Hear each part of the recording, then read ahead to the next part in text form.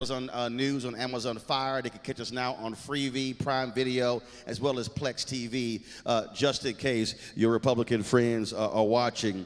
And if the Republicans in Virginia, if y'all want to come talk to a black-owned network, give me a call. I'll be happy to have y'all candidates on the show. I can't say how it's going to end up if you're not answering the right questions, but feel free to give me a call. Send that back to Governor Youngkin. All right, folks.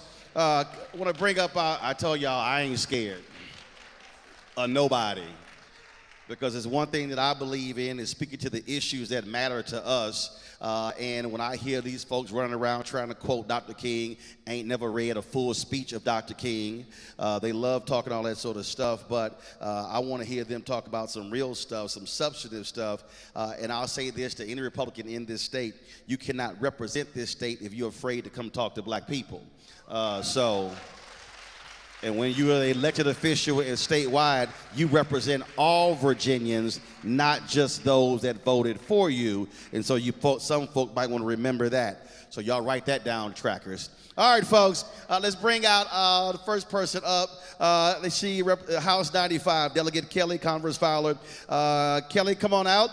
She's a mother of 3 children, a former teacher, an incumbent Democrat, having been elected in 2018. Right, there you go. Her husband is a former law enforcement officer, is currently serving as a first responder, working as a dispatcher. She, of course, is from here also. Has been very much involved and believes in voting rights as well. But I want to start though, not on voting rights. Just lower that microphone just a little bit there. That way, you can lower right there on the other side. There you go. There you go. Now low. You got it. Okay, all right. Here's the first thing. Look, how long was you a teacher? I was a teacher for 6 years. What do you make of this constant attack on teachers, largely by folks on the right who act as if teachers are the enemy somehow? Well, being a prior teacher in Norfolk and Virginia Beach, teaching ranges from 3rd grade to 5th grade, and then also being a parent of 3 children in the public school system, I'd have to say that all the rhetoric around education is really becoming extremely detrimental to our public education system. I believe that the goal is not to enhance education, but it is to get public dollars into private schools. And that is not going to help our communities. It's not going to help keep our public school system active. We saw, and I live in Northern Virginia, and we saw all the craziness in leading up to the midterm elections, where you had folks showing up in massive numbers talking about critical race theory being taught in schools, when all those folks couldn't even define critical race theory. And you literally had superintendents sitting there going, nope, that's not true, that's not true, and folks were not believing it. And again, so what you have is you have this narrative being set, right-wing television, right-wing radio, to press the buttons of folks when that's not what's actually happening in schools. And unfortunately, when you start looking at test scores, start looking at achievement, folks are not actually learning what they need to learn, and this fight against education doesn't help. No, absolutely, it does not help. It actually distracts from the issue, which is we need to look at the bigger picture from all the issues from the pandemic that occurred. We need to look at it holistically and not just throw money at it to bring kids up 1 year. We actually need long-term solutions in Virginia. So that's something that I'll be working on this upcoming session with my colleagues that will be joining me in the House. And education, just when people talk about parents' rights in education, I'm a parent. And as a teacher, I can say that there's never been an issue. Parents are involved to the extent they want to be involved. We're a public school system. We're open to parents, and parents are involved. So the rhetoric is really it harms the entire public school system, which benefits the entire community. Look, both of my parents were very involved. All my teachers knew their name. All of them. My dad used to ask for the corporal punishment slip. It wasn't like bring it home, give it to your parents. He's like, where's the sheet of paper? So they all knew. But when you see, there's a difference between parental involvement in their child's education, and then you got parents trying to teach.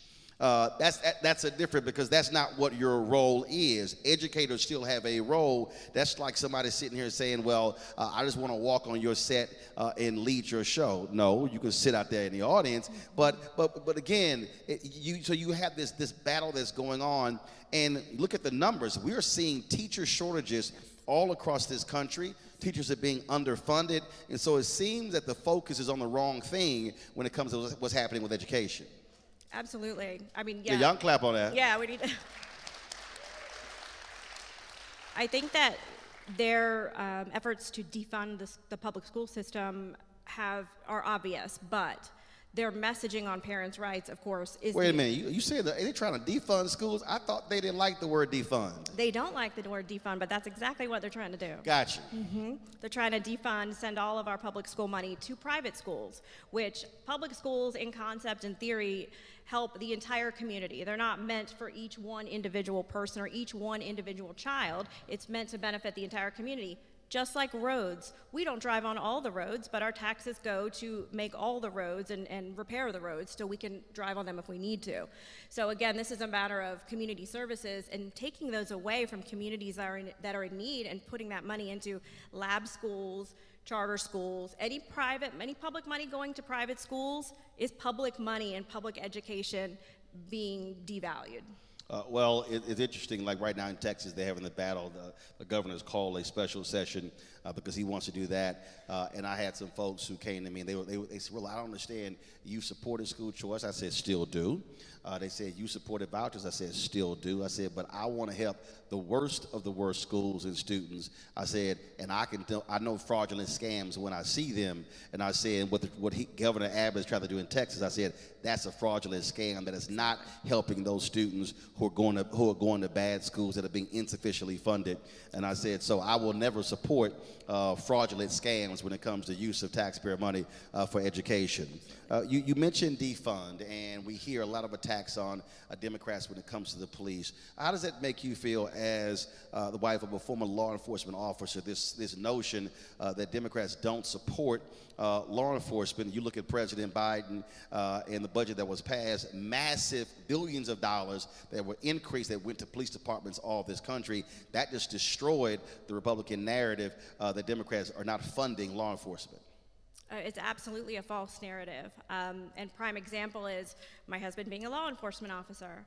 You can walk and chew gum at the same time. You can support community efforts and community policing, but you can also repel the idea that we're not trying to defund them. We're trying to actually fund them more. Make sure that we have the proper training in place, proper training with bias, proper training in general for law enforcement officers, but they don't have that right now. So if we put money into it in the right places, if we elect the right people, we're going to get our voting rights that are going to not only, they're going to expand, we're going to maintain our voting rights, and we're going to be able to maintain that level of support for our education and our criminal justice system. But you know, on that thing, and I've said this on my show numerous times, and it's amazing how I've never heard conservatives who claim to be fiscal conservatives, they say nothing about the millions upon millions that cities are having to pay out for police cases. So I would think that if you are a fiscal conservative, you would be standing with folks who don't like police brutality and say we shouldn't be spending millions of dollars on these police settlements. Oh, absolutely. I think that there's a disconnect there with the message. I'm sure that tracker is writing that one down.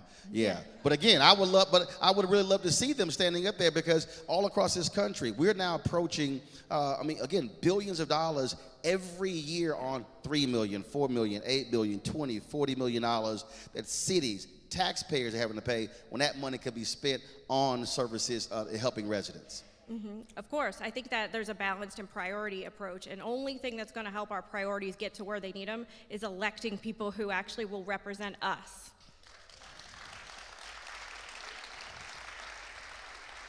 And I think if we actually listen and we look past the rhetoric and we encourage others to look past the rhetoric, we will see who are the ones that are actually speaking and working on our behalf and trying to expand our voting rights, protect all of our rights, especially those as women that we need to protect, and do all those things, at least in Virginia.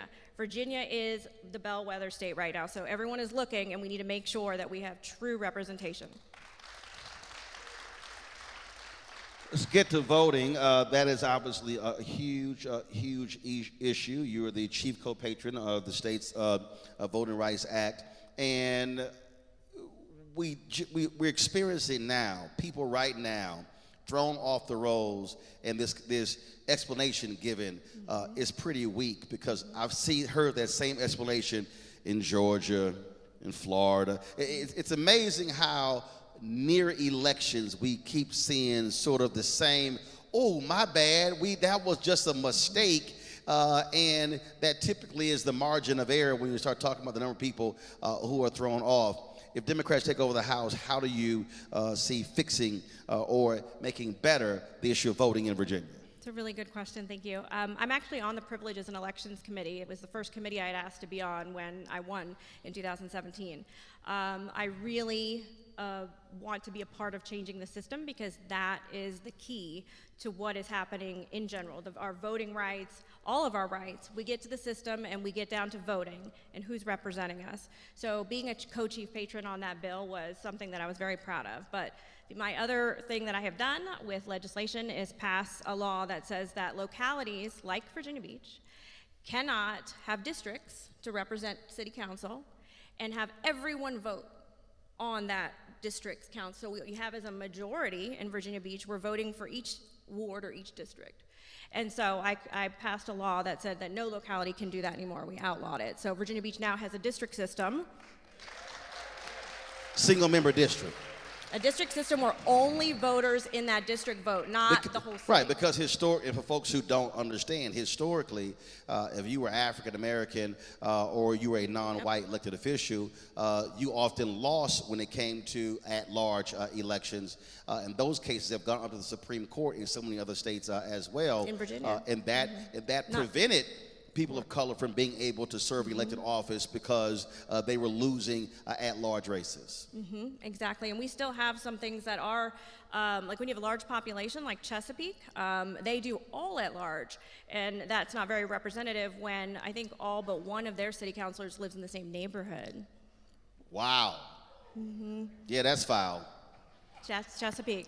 Yes, so absolutely get rid of that because it does come down, everything comes down to representation, who represents you, and as I said in the open, who is going to speak to your needs. I make it plain to people all the time that if you supported somebody in a race, whether you're Republican or Democrat, and they don't win, you're still a constituent. Yes. And unfortunately, what we're now seeing is this happen where folks act as if that's not the case. When in Alabama, when the courts finally made it clear that they were not going to consider the creation of the second black district, I was grossly offended by the state attorney general who wrote this letter saying Alabamans are against this, and I'm going, did you talk to any of the black people in Alabama who were sick and tired of being forced into one district? And that's the thing that's unfortunate that we see, folks not speaking to all residents, only speaking to the fringe of their party. Absolutely, they're speaking to the fringe because they're trying to out-Trump each other, or... No pun intended. No pun intended. But my opponent is a MAGA extremist. He definitely was on John Fredericks calling me a crackpot, crazy liberal communist. So we have some very, very fringe that we need. Things could go one end, and the pendulum can swing one way. And they're doing it. They're doing the rhetoric. They're getting their early vote out. They're trying to make sure. But if we do what we do, right, and we vote, we win. Absolutely, absolutely. Well, Kelly, we certainly appreciate it. Thanks a bunch. Good luck. Hold tight 1 second right there. Folks, we're going to go to a break. We're going to come back. We're going to talk to a former delegate who wants to get back into the Virginia House. We'll talk to him next. Don't forget, folks, you have deadlines that are approaching, and we want you to be sure to vote. As you heard Delegate Don Scott say, early voting is taking place right now.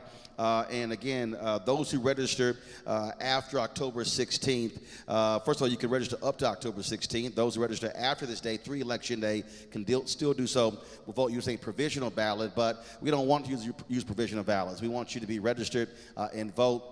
Take advantage of that, so please do so by October 16th. And the deadline to apply for an absentee ballot is October 27th, would be mailed to you. You can request that absentee ballot through the mail, fax, or online as well, so please do so. And y'all hear me say this all the time. It drives me crazy when I listen to people complain about things in their city, their county, their state, in this country, their school board, then they don't vote. And I know we're in a church, so excuse me the pass. I always tell them, voters, shut the hell up. Because, and then when you do not vote, trust me, you are making it possible. And I cannot remember the actual place, but what was it, 4 years ago or so, when there was a tie in Virginia, yes, and it was decided by a coin flip? It wasn't a coin flip. It was 2 film canisters with 2 names in them. That's crazy. But that's what happens again when you don't have enough folks who vote. So please do so. And so we'll be right back, folks, right here in Virginia Beach, Virginia, on Roland Martin Unfiltered on the Black Star Network. Thank you. Thank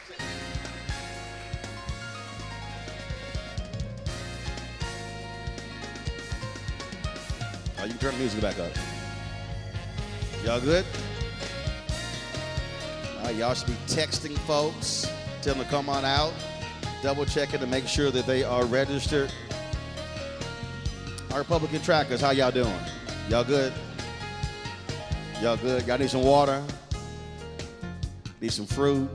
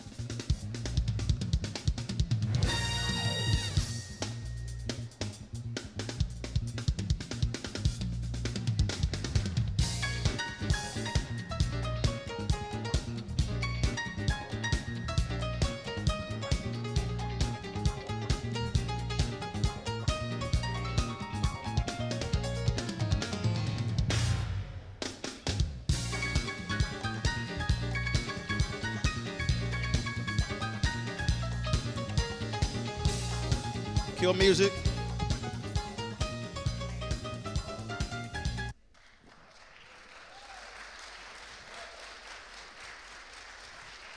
All right, folks, welcome back to New Hope Baptist Church. We're here in Virginia Beach, Virginia. And put your hands together. He just walked up, and Bruce Smith hollered at a brother, the Hall of Famer, Bruce Smith. He was there. I'm about to really, Bruce, come on up here. See, right, come on up here. See, when y'all, come on, right there. Come on up here. I'm gonna have you, you're gonna say at least a couple of words. See, that's what happens. See, black people love shout outs. They be sending notes, so-and-so's here. No, I can't have you, because it's important. Here's the first thing, because we often hear people assume that athletes don't care about communities, aren't involved. You're very much involved. Last I saw you, it was at a young male program with a great time there. Just grab the mic, take it off the stand there, and just share with folks your perspective why being involved in community and why voting is critical for our folk. Well, it's plain and simple, and good evening. Votes, if you don't vote, it has consequences. And you can't complain after the fact.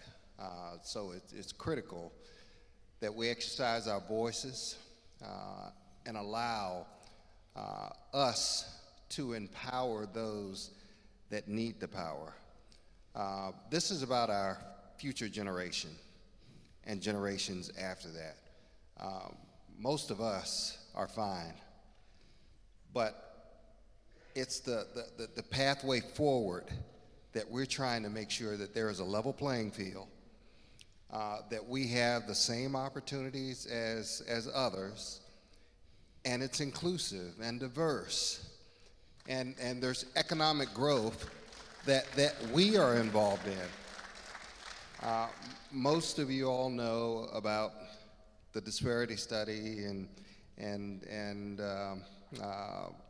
our engaging, challenging the status quo of doing business. And the only way we could change those things is if we all come together and put pressure on those that want to keep the status quo, because it's not working for everyone. And when you say first of all, you were one of the greatest at putting pressure on quarterbacks. And this is what I tell people all the time, that the election is the end of one process, but the beginning of another. So when election day comes, the day after, that's it. But we still have to stay engaged to put pressure on those who we elect or those who still won to say, you still represent us, so now we're going to make you do what you promised us during the campaign. Absolutely. Stay informed, be educated about subjects and the people that you're thinking about voting for. It's critical and extremely important. And Roland, I can't thank you enough for all the work that you're doing all over the country using your voice to stand up for what's right, and really appreciate you. Folks, put your hands together for Hall of Famer Bruce Smith. Thanks a bunch, Bruce. Appreciate it. That's right. I was going to make you say something now. Come on now. That's right. See, when you own it, you ain't got to ask nobody. I don't have a producer in my ear going, what are you doing? That wasn't the plan.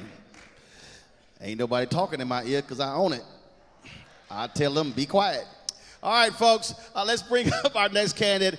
He's former delegate, now trying to get back into the Virginia House. Alex Askew, running for the 95th House District. Alex, come on out. What's up, Doc? How's it going? How you doing, sir? All good? Yes, sir. Yes, sir. Cool. Came out here in your little blue suit and everything. All right, all clean. Alex, first of all, folks who don't know, born and raised here in Virginia Beach, raised by a public school teacher, attended public schools, attended Hampton University. I got a couple of guys on my team. They actually went to Hampton. I got some other people say Howard's the real HU. I don't know about we ain't gonna start nothing. We ain't gonna start nothing. You served in the House of Delegates in 2020 and 2021. Again, let's talk about, I'll go back to education, because raised by a public teacher. And when you look at polling data in the state all across the country, education is one of the top 3 issues for all voters, but certainly for African Americans. Yes, absolutely. And You can grab it. You can take it off. Go ahead. speaking of the public educator, she's actually in the audience. My mother's here. Who taught us that education was. Man, you didn't do that right. You supposed to say, "Mama, stand up." What's wrong Mother, with you? stand up. You stand up. KB. And I think she has a Hampton shirt on as well. Your mama gonna cuss you out like, "Oh, I couldn't stand up or nothing." Please, you're supposed to recognize God, your mama, and your wife. I don't know what's wrong with you, Alex. You're right. I'm learning. I'm still learning. All right. Mama got a mask on. She still cuss you out, Alex. I'm just letting you know. I'm letting you know. Go ahead. Yes, but education taught us that education was one of the most important things, and that's something that nobody could take away from us, right? Went through K through 12 public school system, and as you stated, went to Hampton University, and I'm running and continue to run to make sure that folks have the same opportunity, and that our public schools are fully funded and our teachers are paid equally and equitably. With Virginia, as we all know, especially in Northern Virginia, where you are, Roland, our public school system is great, right? But it doesn't make any sense why our teachers are paid near the bottom 50 out of all the states, where we really need to continue to respect and support them. And don't you have a big surplus in this state? We do. Well, I've heard we had a pretty big surplus. But and a whole lot of that surplus money came from Biden and the federal government, just in case folk forgot. I know some folk running around. I see these governors in Mississippi, Tennessee, and Georgia talking about in Florida about the big surplus. I'm like, well, you better be thanking Biden and Harris all the money that came from the federal government. And that's absolutely right. And they'll make sure and go cut those ribbons, right, with those funds that they get as well from the federal government. They'll be right there at the ribbon cuttings. Oh, especially when it comes to rural broadband. That's one of the things there. When we see these battles that are going on, and again, there are battles. You see Moms for Liberty trying to taking over school boards. First thing they're doing is firing superintendents and trying to change curriculum, and people are going over individual books. There was one school district, I think it was in Alabama, where a book got put on a ban list because the author's last name was gay. I mean, when you see when you see Ta-Nehisi Coates and Toni Morrison and other authors like that, and people saying we shouldn't have those books. I mean, look, as a kid growing up, I used to read 300 books a summer. So I understand the value of reading. And what we're seeing here is literally an attempt to raise a generation of students and purposely not teaching them about the history of this country. That's right. That's absolutely right. And tell me what's extreme about Between the World and Me. Ta-Nehisi Coates, he did go to the other HU, but, he's one of my favorite authors. Tell me what's controversial about that. Up-and-coming, or a story about a young black man just trying to make it in this world. It doesn't make any sense. To your point, Roland, that you said, I listen and read the paper every day, and there are members that have formed groups going into public libraries and school libraries, removing books off the shelf. Under what context, we're not sure. Maybe because you said the pictures of a young black child that's on the cover, or a little boy is wearing pink. It just doesn't make any sense, but that's extreme MAGA Republicans for you. But also, when you talk about what we're seeing from these extreme MAGA folks, again, when it comes to education, this refusal to accept history.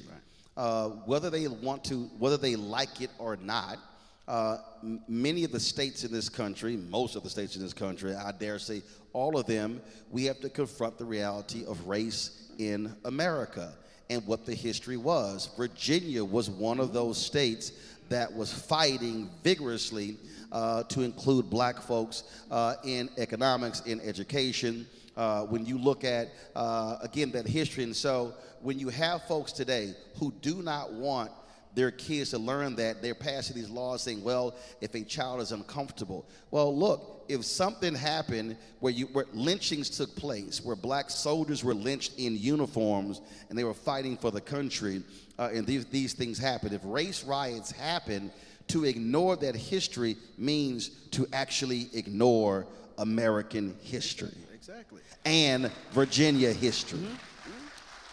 And I say this all the time, and I don't see too many people that can disagree with this. African American history is American history, right? It happened on our soil. The Capital Confederacy, wasn't Virginia. We can't ignore that, right? Because I had a history teacher in school. If you don't know your history, you're bound to repeat it, right? So if you don't know your history, you're bound to repeat it. And history does not mean, this is, I think, again, part of this. We talk about, I love these people who say they don't like systemic racism.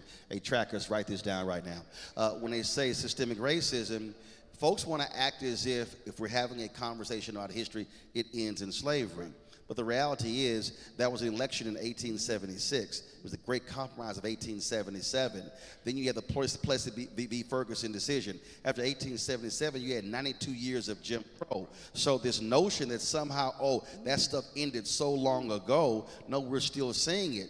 A kid today in Virginia needs to know why redlining still exists, because it was created by the realtor industry to keep black folks out of neighborhoods. And so when we're having discussions about inequality and funding today, and it's like, I don't understand why the white wealth numbers are here and the black numbers at the bottom.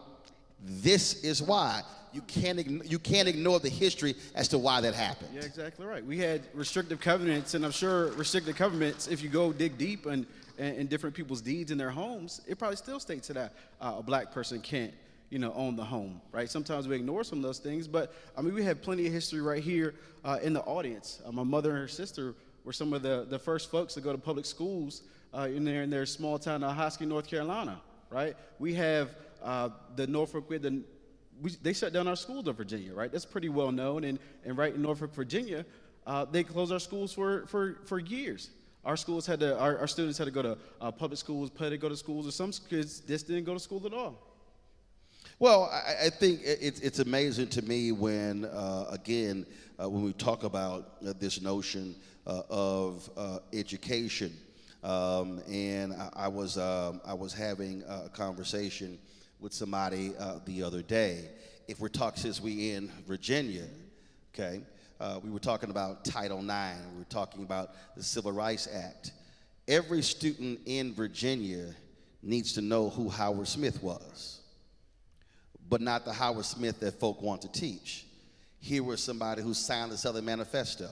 Here was somebody who was an ardent opponent to civil rights. And in fact, we should also thank that segregationist because what he did was he tried to kill the 64 Civil Rights Act by including women in the 64 Civil Rights Act. All he did was help to get it passed by a larger margin. And so I say this to a group of entrepreneurs. I said to the white women in the room, I said, if you look at Title IX that was passed, Title IX is a provision of the 1964 Civil Rights Act. And so all of those professional schools that opened to women, doctors and lawyers and engineers, was a result of Title IX, which was a result of the 64 Civil Rights Act. And so when Howard Smith, that racist, that's what he was, right, put women in it because he was also sexist, added women, he was trying to kill the bill, he actually strengthened the bill. And so a kid in Virginia needs to know that's who that is. So if you see a building with somebody's name on it, I should know, as Paul Harvey said, the rest of the story of that person, and not just a small piece of what somebody wants to teach me. You're absolutely right. And as you know, we had a sort of a reawakening in Virginia just a few years back, right, where we took down a lot of monuments. You go down your Monument Ave in Richmond now, all those Confederate statues are gone. Praise the Lord. Yes, you're absolutely right. You go to downtown Norfolk, the Confederate statues are gone. We have a little bit of work to do on Virginia Beach, and we're still working on that. But some of the street names are gone. If you go up to Richmond Highway in different parts of the Commonwealth, that some of those names are gone. But we still need to teach who those folks were. And taking those down does not mean don't teach it. Exactly. That's but what you're saying is don't glorify and praise as idols those individuals who were domestic terrorists. Right. And if we look at the timeline when those statues were put up, it was the 40s, 50s, 60s, as we were African Americans, we were empowering ourselves, right? The beginning of the civil, what we know of the modern civil rights movement, right? But we need to continue to teach that history and make sure our students know their past. All right then, Alex. We appreciate it. Good luck in the race, and again, keep giving them hell. And remember, I always shout your mom out first. Okay. All right. I remember that. All right. I appreciate it. Thanks a bunch. I appreciate it. All right, folks.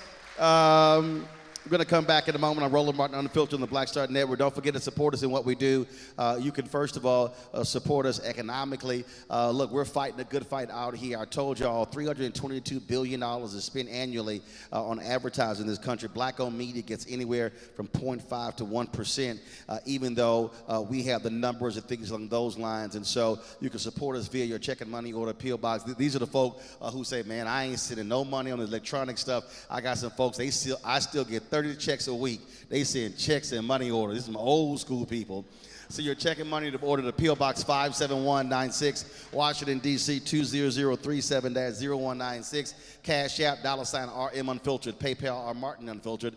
Venmo is RM Unfiltered. Zelle is Roland at RolandSMartin.com. Roland at RolandMartinUnfiltered.com. And of course, as I said, be sure to download the Black Star Network app, Apple phone, Android phone, Apple TV, Android TV, Roku, Amazon Fire TV, Xbox One, Samsung Smart TV.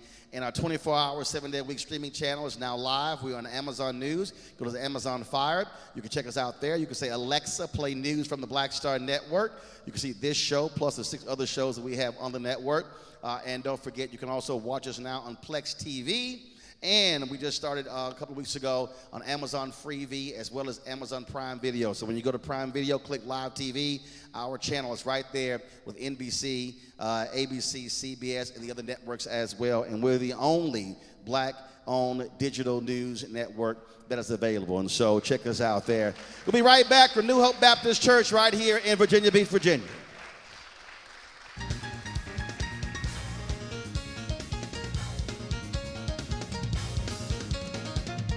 Turn it up.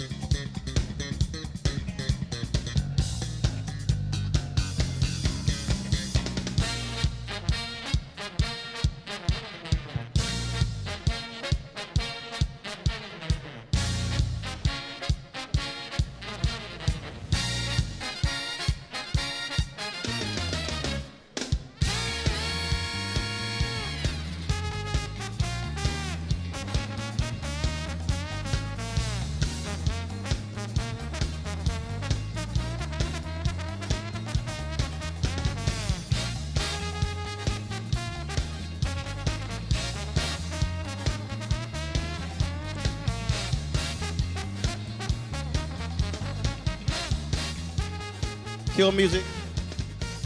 I don't have to.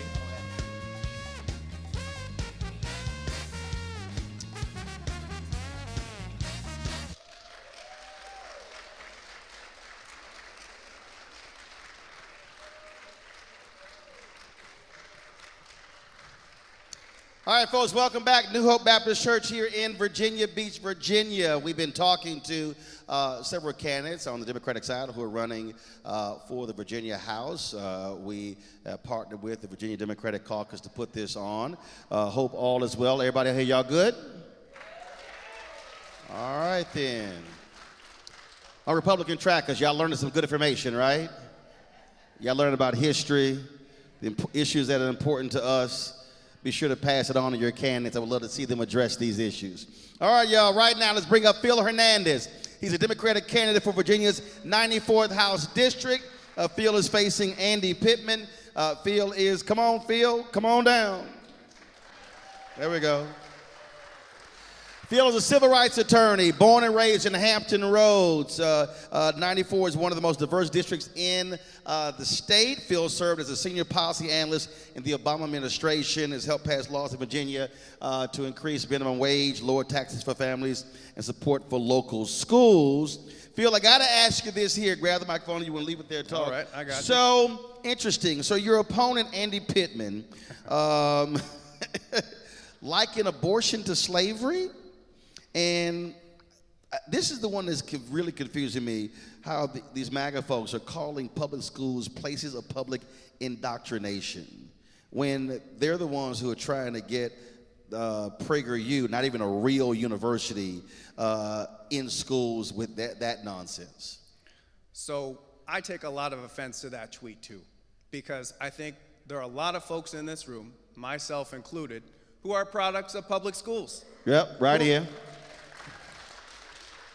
So I was raised by a single mom right here in Hampton Roads, told us about the importance of education, first in my family to go to college, went to William & Mary, got a chance to work for President Obama because of that, got a chance to become a civil rights attorney because of that, got a chance to lead a nonprofit because of that. So when I hear that public schools now all of a sudden are places of poisonous indoctrination, that's offensive. That's offensive. We ask teachers to do so much, and we pay them so little. So then let's not insult them along the way. It's been said before, but Virginia is one of the top 10 states when it comes to per capita income, but we just cannot get teacher pay up to the national average. But we talk about a surplus. Well, you It's can't. not a You surplus. can't get it up if folks don't pass the bill. But, we just had this conversation about a surplus. I say don't call that a surplus until teachers are paid what they're worth, until schools are fully funded, until mental health needs are met, and until we have the basic foundational things for every family to succeed. It's not a surplus. So that's the thing that also gets me. So whenever we have these mass shootings, and this state has had to deal with some major mass shootings, and I hear folks on the right who quickly go to mental illness, and then my first response is, okay, then what are you going to do about mental illness? And then typically nothing happens. In my native Texas, we saw that same thing after what took place in Uvalde. Nothing was done by the governor when it comes to mental illness. In fact, funding for mental illness was cut. And so that's where the hypocrisy of those folks who don't support gun legislation, but then want to yell mental illness, but then don't want to fund how do we fix that problem. So let's just think about a recent example on this point. In Newport News, earlier this year, you all are going to remember this story. There was a 6-year-old who brought a gun to school, never should have had the gun in the first place, shot his teacher. Thankfully, she lived, but she was shot. She was wounded. She was harmed, and other people's lives were put in danger It's because of PTSD. that. And the legislative session was still going on at that time, and I was watching because there was this bill that would have said, if you have a firearm and you have a minor, a child, in the home, you gotta securely store away that gun, just like you might keep medicine out of reach of kids, right? A common sense bill. Really should have been low-hanging fruit, probably should have been passed many moons ago, right? But even in the face of a tragedy like that, that bill didn't even get a hearing. There was not even a conversation about it. Not even a hearing? Not even a conversation. So this is what I mean. There is a certain strain of extremism that makes it difficult. If you can't even have a conversation of a wake or something like that, you got to vote these people out. You got to elect people who are going to do something.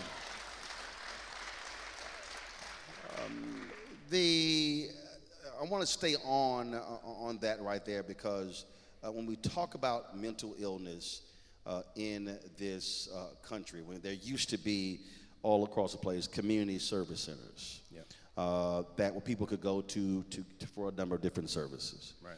But a lot of those things were cut. Right.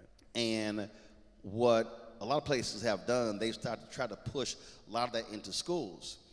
I've had, several of my family members, my brother, 2 of my sisters, teachers, other family members. And I said, folks, everything can't be pushed to schools to the point where education is 5th and 6th as a priority. Yep. Dental, health, mental, food disparity, all of those things, again, being pushed towards schools.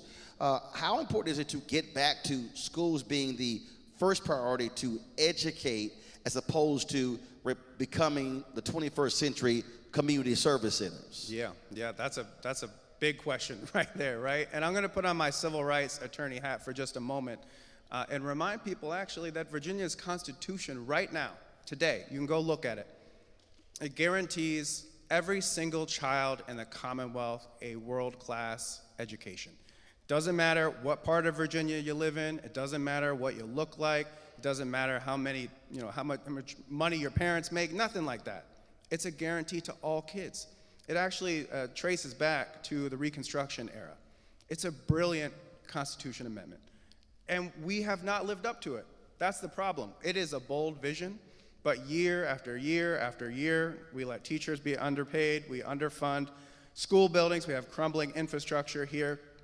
And what I had hoped sort of coming out of the pandemic, given that was such a strain on our educators doing their best, a strain on students, that might have been a moment for us to come together and recognize the critical importance of public schools, almost as foundational to our democracy, but certainly also to our economy long term. I will say, I think getting public education right is the single most important job that the legislature has over the long term. Absolutely, absolutely. Your opponent had a few things to say about voting rights. Gave an interview in a conservative talk radio station and proudly touted wanting to restrict voting rights. I still find that to be just utterly insane. How about you actually make the argument to a larger number of people, and if they agree, then they vote for you? I think it is ridiculous to watch these folks who want to get rid of ballot drop boxes, who want to restrict dates, who want to kick voters off the rolls. In fact, you literally have Republican lawyers who have said across the country, we need fewer people voting, and that everybody shouldn't have the right to vote. That literally is the strategy of today's Republican Party, not just in Virginia, but across this country, to restrict voting. And they've been on record as saying, if more people vote, we lose. That's their strategy. So I got to tip my hat to him on some sense, because he was being honest about his position. He wants to roll back voting rights, and he told you that. So on some level, I'm like, okay, I just strongly disagree.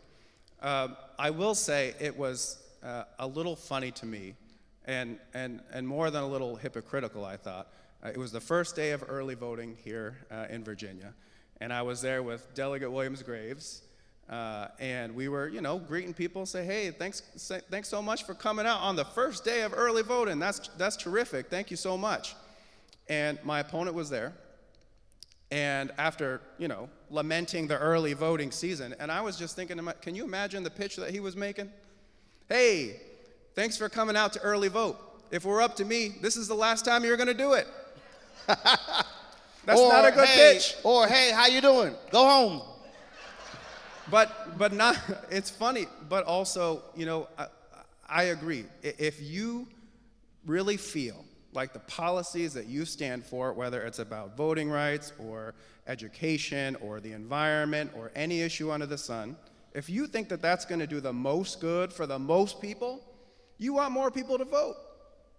It's that simple. But what kills me though, these MAGA folks are the ones who support our troops because they're fighting for our freedom and our way of life.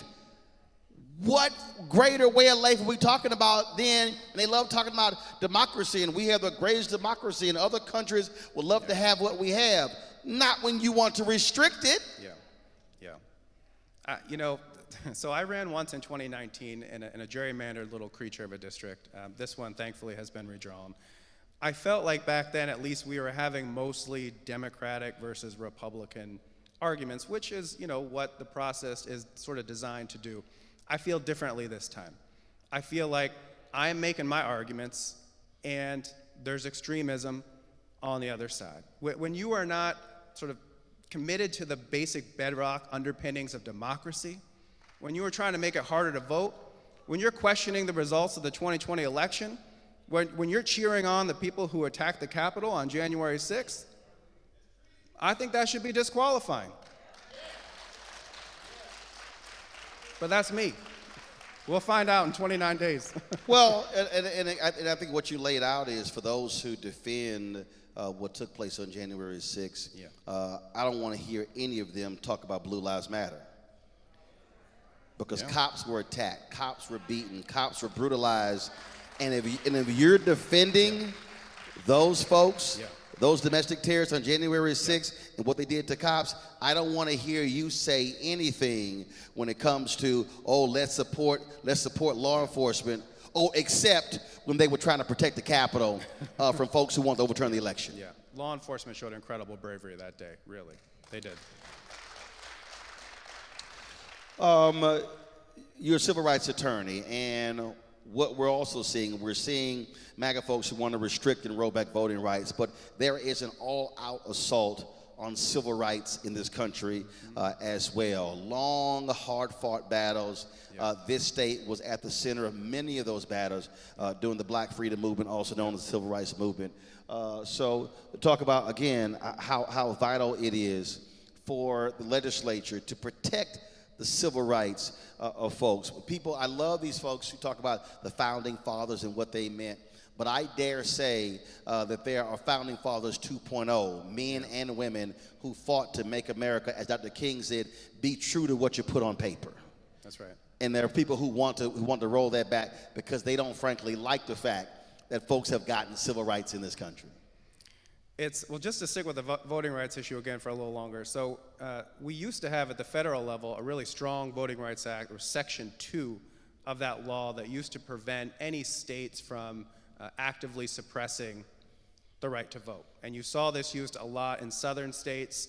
They would make changes that were going to disenfranchise black voters, Latino voters, minority voters. And was voted on every 25 years and was passed in huge numbers. Republicans supported it. Democrats and Republicans. And then the Supreme Court came along and invalidated that provision. Shelby v. Holder. That's right. And in the wake of that, what have we seen? Republican legislatures immediately. Avalanche of voter suppression laws. Now, thankfully, because of leaders in the General Assembly, Democrats passed the Voting Rights Act. So we are a little bit more protected than some other states. But we have to make sure that we're protecting that, because that itself is on the ballot this year. And voting rights are connected to every other right that we enjoy. So we got to get out and make sure that we're sending a message this November. So how would you, so if you're elected, and let's say Democrats take control of the House, how would you strengthen voting? How do you want to see it expanded in the state? So we've made a lot of gains over the last couple of years, right? We have expanded early voting. We have no excuse absentee voting, which is really important. I was talking to a woman on the doors just the other day who has MS, and so her mobility was limited, and she was just so thankful for early voting. I think if there's one big thing that we still need to do, it's automatic restoration of voting rights for people who have been convicted but then served their time. That is a civil rights issue. And my view has always been that if you have paid your debt to society, you should have all the rights of every other citizen, and that includes voting. Shouldn't be some complicated process. It should be automatic. You know what? And one of the things that amazes me, Phil, is when I listen to a lot of my folks who are really, really, really hardcore conservative, when they talk about, I'm an originalist. What was the original intent of the founders when it came to these laws? Well, it's amazing how those same originalists don't want to remember originally how that was created. Mm-hmm. When Terry McAuliffe was the governor, mm-hmm. how that was in Virginia, mm-hmm. racist who literally said, we are passing this to keep the darkies from voting. And that was the original intent. Right. And so when someone is defending today that practice, they literally are upholding a racist practice that was designed specifically to keep black people who were incarcerated from voting. And we also know through the peonage system and other forms how even those systems were created to keep black folks working for free because slavery was no longer the law of the land. Do you want to know the good news? Go ahead. So when it comes to changing this, we need a constitutional amendment to have automatic restoration of voting rights. We don't need the governor's signature for that. We don't need the governor's signature for that. The General Assembly just has to pass it in 2 consecutive sessions with an election in between. So as long as we put in the work and make sure people understand the importance of the issue and how it is a civil rights issue, and people show up and vote, then I have every confidence that we can amend the Constitution in Virginia and enshrine those rights. About simple majority? I think it's a higher threshold for that one, but we just for a constitutional amendment. So I'll have to check on that one. So for the folk, Joe Madison always say you got to put it where the ghost can get it. So if Democrats control the House and the Senate for 2 consecutive terms and it passes with an election in the middle, that's right. With an election in the middle, then that constitutional amendment becomes law. That's right. And so those it does not go to the governor's desk. There you go. So again, for somebody who's saying, hey, why should I vote? Yep. If you believe in restoring voting rights to those formerly incarcerated, this is the only way it gets done, by putting in the Constitution. Yep. Absolutely. Let's get it done. Last question I want to ask you, and that is minimum wage. Yep. And it was sheer insanity to me during COVID to listen to folks like Senator Lindsey Graham complain that, oh, people were making more money through unemployment than they were on their jobs. We got to get them back to work. And I sat there and I said, does he even understand what he's saying? That if somebody is making more money on unemployment than an actual job, the problem ain't the unemployment. And so I own a small business, and when you hear people attacking and say, oh, look, the higher minimum wage, folk cannot live off of that number. Yep. And it's mind-boggling when people are making that argument, and you're going, why don't you try it? Yeah, right. They don't sign up for that quickly, do they? Right. So one of the hallmark achievements of the Democratic trifecta a couple of years ago was that we did increase Virginia's minimum wage. It had languished at $7.25 for more than a decade. So it's not worth $7.25 10 years later, right? Because inflation has eaten into that. Because of the new law, we are now at $12, which is not where we need to be in the end, but it is better than $7.25. some progress. That's right. There were also some really important civil rights changes to that law. They closed some loopholes that excluded workers that are traditionally African American, sort of home health care workers. We still need to close the farm worker loophole in Virginia because they're not guaranteed a minimum wage. But look, it's going to stay at $12 unless we have a Democratic majority in the House and the Senate. And if we send a bill to the governor and he wants to veto that, so be it, but he's going to have to answer to the people because $12 is not enough to live on. And can I just say too, because I think this shows a little bit of a difference in how the parties think about economic growth, right? You see this past year, the governor was pushing for these massive corporate tax giveaways that would have cost billions of dollars over the next few years. Thinking that I'm sorry, you mean corporate welfare? Yes. Gotcha, go ahead. Thinking somehow that this was going to rain down prosperity on the land, right? And my view, and I think Democrats generally view, that the economy is people. You got to invest in people. If you invest in public education, if you invest in infrastructure, if you make sure that they have health care and good benefits and good jobs, then you know what? Chances are the economy is going to be doing all right. And so I think we've got to remember that people are the economy. We've got to hold them front and center. All right, so Phil, I'm in the business of words. I'm gonna help you out with that one. So I'm gonna shorten that one. If you give people more money, they're gonna spend more money. If people spend more money, they're gonna help the economy. See, I just shortened that for you, go, Phil. yeah. That's the only problem, Democrats. Y'all like giving white paper thesis statements. Republicans use bumper stickers.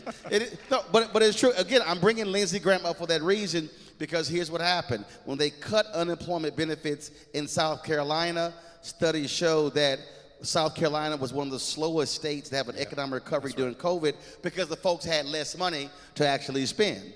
And so, I mean, that's just the reality. Yeah. People spend money. They buy goods and services. And so when they have more money to spend, they actually spend more. And that, you're absolutely right. And the reason I wanted to call that corporate welfare, because this is also the difference. And I get Youngkin's whole deal this past when it comes to, the business that he's involved in.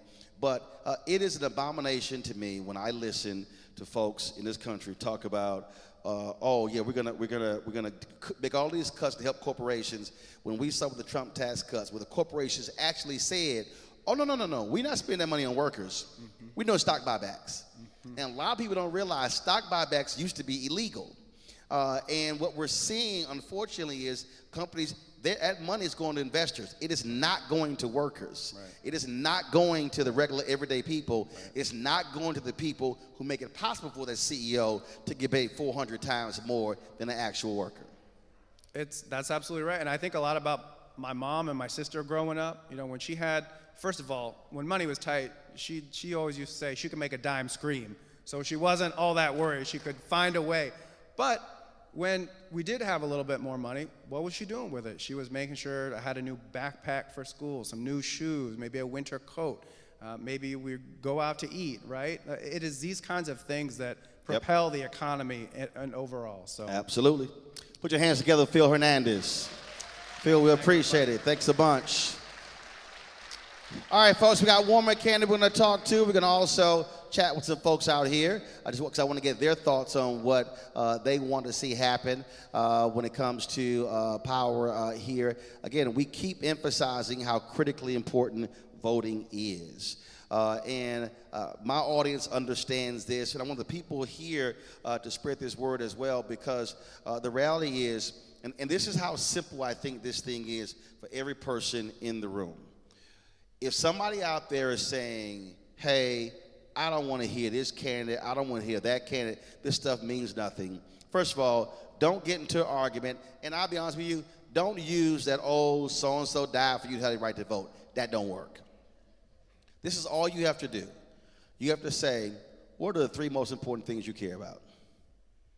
And they likely are going to bring up something. And then what your job is to do is explain to them exactly how elected official has a direct role on that. I do this all across the country. And people tell me, man, these politicians, they all the same. And I go, really? What's the three things you care about? And then I get the people who say, oh, man, you caping for the Democrats. I said, nope, I cape for black people. I cape for working people. I cape for folks who are out there making it happen. And when you ask a person the three things they care about, then you say, okay, this candidate don't support that, this one does. And what ends up happening is it's probably going to be 3-0 or 2-1. Then you say, now, which one of these candidates you want to see in office? Now they're perplexed because now they got to answer the question. And so that's what actually how we have to treat this, because the assumption that we make is people know. The fact of the matter is a lot of people are too busy. They have no clue about this stuff. My parents never went to college, but they were involved in politics, running phone banks and helping with campaigns. And so I've lived this since I was 6 and 7 and 8 years old. I remember handing out pamphlets for candidates on election day. And so that's how I grew up. But a lot of people don't know, but they're the very people who need help, who need support. So we have to walk folks through and explaining to them how this all works. And so every single person in here should be doing that. You should be texting people. You should be calling people. I see my Alpha brothers here. I see some Deltas here. I see other Divine Nine members here. We have to be using all of our institutions to drive this issue, because what I don't want to do is hear people complain the day after the election and then they didn't vote, and then I look at them going, well, shut up, because you clearly didn't want to participate at all. And so we got to make sure that happens. So we're going to go to a break. We'll be right back. Roland Martin Unfiltered on the Black Star Network from New Hope Baptist Church in Virginia Beach, Virginia.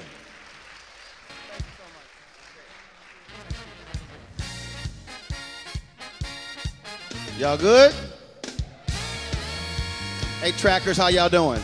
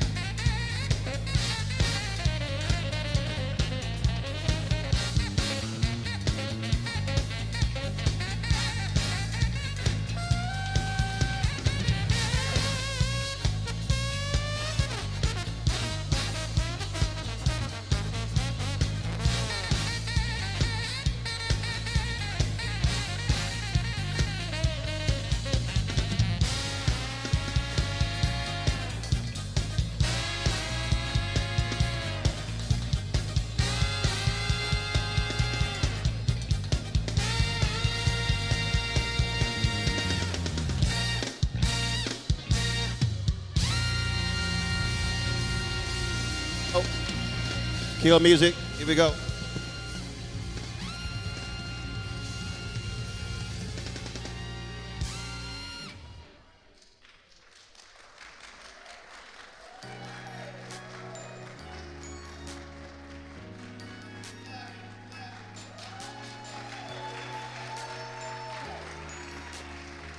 All right, folks, welcome back to New Hope Baptist Church here in Virginia Beach, Virginia. We got one more candidate. Then I'm going to go to the floor, chatting with some of the folks here in the audience. Glad to have all of you here on this Monday night. Y'all do me a favor. Let the people know in Suffolk we're going to be there tomorrow for another conversation there. So pass the word. We want to see y'all in Suffolk, Virginia. I'll give you the location for that church a little bit later. It's right there on the screen. And so look forward to being there. And so we want to see y'all turn up and turn out.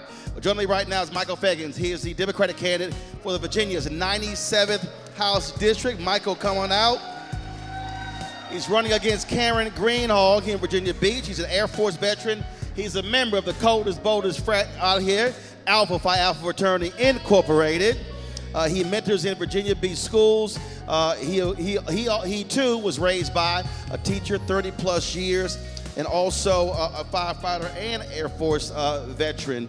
Glad to have Michael. He is challenging again one of the far right wing folks running. Michael, glad to have you. First off, how you doing? I'm doing pretty well, brother. First off, I wanted to make sure, is my mother still in the audience? There you she is, go. My mother. Shout your mama out. She's my mom is, she's an incredible teacher. She worked for 30 plus years in Norfolk Public School System. I've seen how hard our teachers are dedicated. I also want to give of course, my father is here. He was one of the first black captains at Norfolk International Airport. And I want to thank my partner for also being here as well. And thank you, and also to my brothers from Alpha Phi Alpha Fraternity Incorporated. They are incredible, and I so much appreciate their support having them be here today. All right, then. Glad to have you here.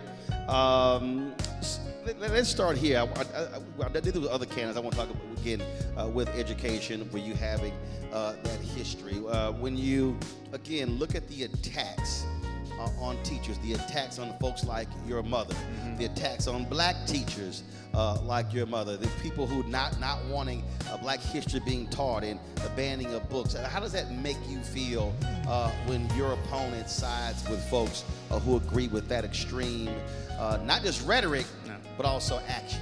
No, it's direct action. It's direct action to, as some of the candidates stated before, to dismantle public school system here.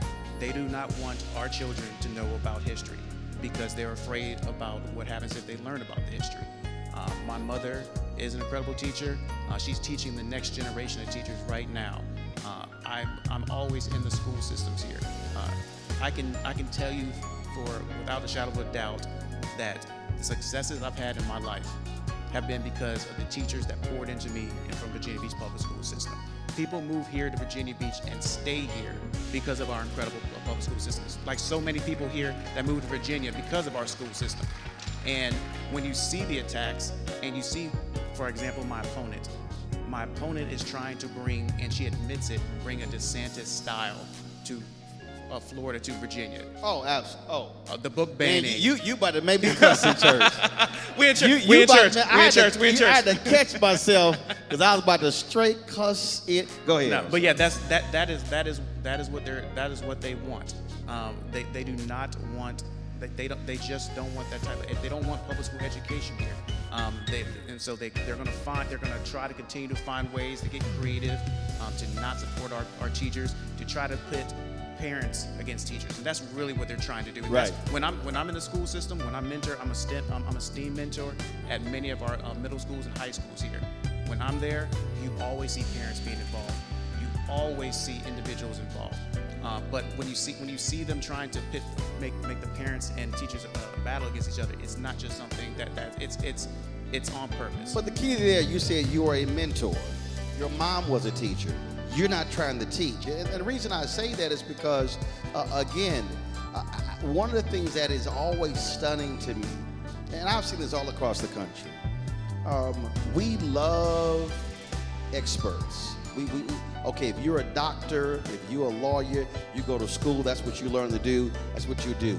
It is amazing to me how when education comes up, we assume everybody in the world can do the job of an educator, except the educator. I mean, I've never seen any other area where they say, oh, what did you do? Oh, you dug some ditches? You can teach math.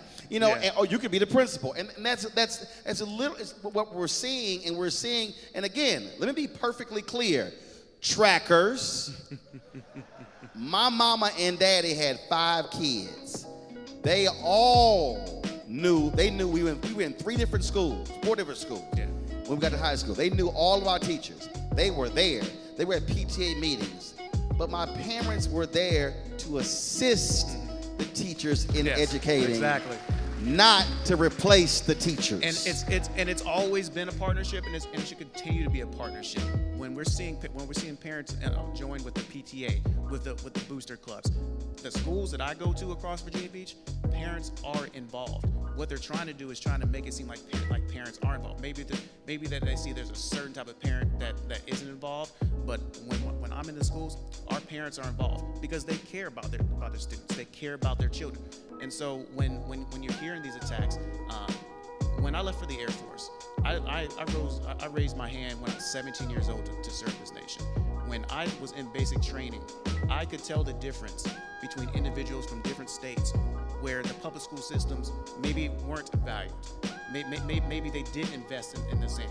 I know that I was able to rise up through the ranks because of Virginia Beach Public Schools. I know I was able to go to graduate and get my bachelor's in healthcare administration because of Virginia Beach Public Schools, to get my graduate certification from Virginia Tech because of Virginia Beach Public Schools, to graduate from one of the best HBCUs in the country, Norfolk State University, with a master's in cybersecurity because of Virginia Beach Public Schools. That foundation is here and it's continuing to be here. We're not going to let them tear down that foundation. So here's what's interesting. So I love these people who assume I don't track what they say in our comment boards. And so there's this. Oh, you going live? I see everything. I see everything. They think I don't see. I see. See, they gotta understand. I got 3 iPads, 2 phones, so I track everything up here. That's why the Republican track is. Don't try to misquote me, because trust me, I'm watching you too. So this guy Rick A. Shaw, I call out names too. He goes, elites up in here. But here's what's amazing to me, and this is what truly cracks me up about these folks on the right, especially these MAGA people. I've listened to numerous candidates come up here and talk about their upbringing, many of them single parents, many of them raised by teachers, but now they want to call somebody an elite. Isn't that what you're supposed to do? You're supposed to get an education.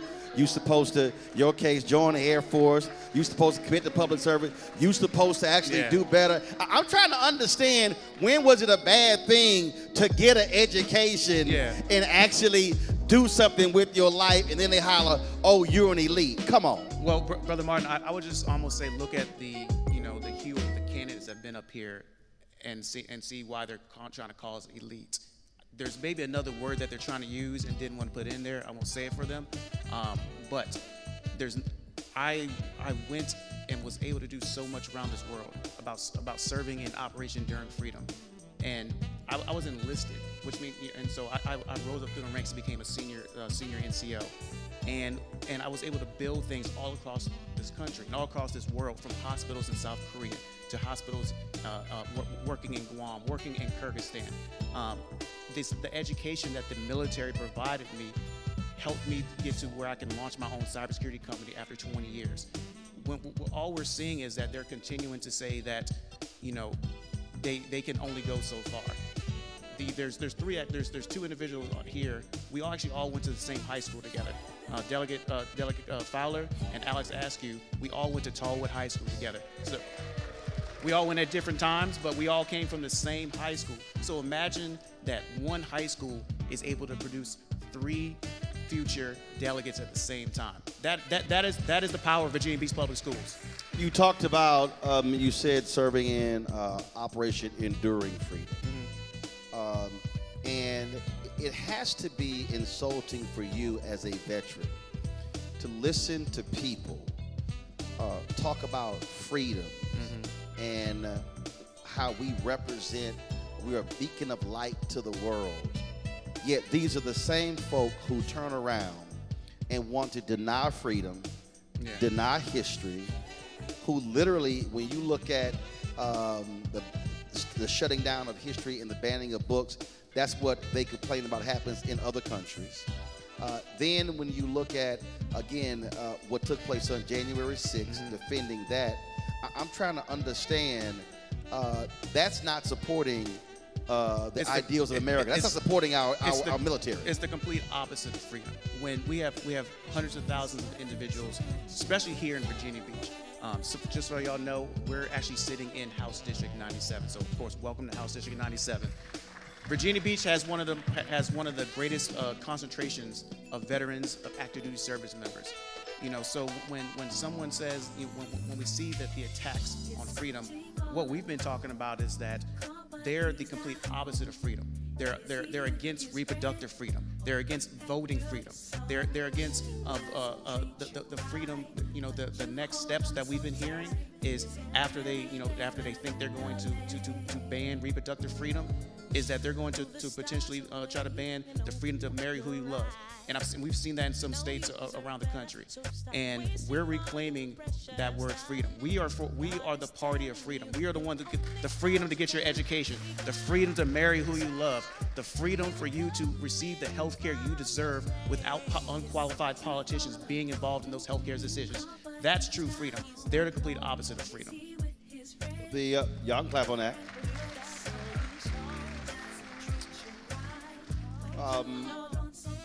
I do want to speak to the issue of healthcare, because of what we still see. And again, being from Houston, Texas Medical Center, world renowned. But it is still stunning to me in this country how we can tout how amazing the American healthcare system is. And it always cracks me up when the clueless Sean Hannity is just touting others around the world want to come here for our healthcare centers. But then the same folk don't think about the same Americans who can't access the same healthcare centers. There are people who are working in those healthcare centers, changing the bedpans, but can't afford to be there if they get sick. And so you are elected. You're focused on healthcare, the less fortunate here in Virginia. I am, and it's going to continue the expansions that we saw when we had the Democratic majority, when we had the governor, when we had the Senate, when we had the House. We saw what Delegate Fowler was able to do in terms of healthcare expansion, and then we saw what happens is that soon as they were able in power, that they want to try to roll back those expansions that we saw. So when I am elected, we're going to make sure that we continue those expansions in healthcare. Especially as a healthcare administrator, I know how much it costs to go to a primary care physician. I know so many in our community don't have a primary care physician. They go to urgent care for their daily health care. And then to see other states, or they'll go to emergency rooms, exactly, which are funded by county taxpayers. Yeah. So you're still paying for that. So it's actually cheaper if we provide broader access and force them to go to ERs. It is 2 to 3 times more expensive to go for routine health care at an emergency room than it is to your primary care physician. But we have to get them primary care physicians first. Absolutely. I've had folks from Vote Vets and IAVA on my shows over the years. Yeah. And one of the areas where we really are being impacted, where veterans are being impacted, is mental health. The number of suicides are tremendous. We talked about this a little bit earlier as well. Speak to what your focus is on this issue beyond veterans, because we're seeing this. This is a significant problem in this country, the mental health crisis in America, in Virginia. So I can speak to this directly as a veteran. I was actually talking with one of my former troops today. We're coming up on the 15-year anniversary of my good friend, Staff Sergeant Corey Bradley. Staff Sergeant Corey Bradley was at my house one evening, and we were hanging out. A few hours later, he got into a fight with his significant other and then took his life. I didn't find out till the next morning, and it shook me to the core, because that was someone who didn't have, at the time, in the Air Force, we really didn't have the training to know what was going on. So the military has done an incredible job for training our service members, let them know about some of the signals that are out there, some of the signs. But I still remember carrying his flag draped coffin, into that hearse, and for a lot of individuals in the military, it's something that we've always been afraid of. I can say for myself, I was afraid to seek a mental health tune-up because I was afraid of the ramifications it would have to my career. But there's been so much improvement over the past few years, especially within the military, to try to take away that stigma. But we still have a lot here to do, especially here at the federal level, but at the state level. We have one of the reasons that veterans stay here is because of our healthcare system that we have, because of the resources that we have within the community, from our nonprofit partners to some of our state-run healthcare facilities. But there's more that must be done because there's still individuals falling through the cracks, and we can't allow that. Especially, it doesn't matter if you serve 4 years or 40 years. You deserve that when you come back home, that your country takes care of you, and that's what I'm gonna make sure to do when I'm elected. All right. Michael Fagans, we appreciate it, Fred. Thanks a bunch. Sir. Good luck. Thank you, sir. All right. Thanks a bunch. All right. Folks, got to go to a break. We come back. We're going to hear from some of the folks sitting out here who are your voters. And so folks raise their hands. Who's already voted? All right, cool. So what I'm going to do is I'm going to take the first 3 questions from someone who hasn't voted yet. Love to hear what you have to say. Folks, we're here at New Hope Baptist Church in Virginia Beach, Virginia. We'll be right back here on Roland Martin Unfiltered of the Black Star Network. Don't forget to support us in what we do. Be sure to join our Bring the Funk fan club. Our goal is, of course, one of the things I launched this show, I didn't want to do a subscription because I knew a lot of folks simply could not afford to pay that monthly fee. And so we have it open to everyone. We live stream this show on YouTube, Facebook, Twitch, Instagram. We're on numerous other platforms, but your support is critically important as we continue to fight the good fight with these advertisers out here. I see these ads running all on Fox News, and the advertisers then say, ooh, brand safety, brand safety. And I'm like, do you see any of those shows? But that's what they do to a lot of black-owned media, and so your support is critical. In the 5 years we've had this show, our fan base has been so tremendous. They've given more than $2 million to support this show. People literally walk up to me when I'm in public, and they will place cash and checks in my hand because they support what we do.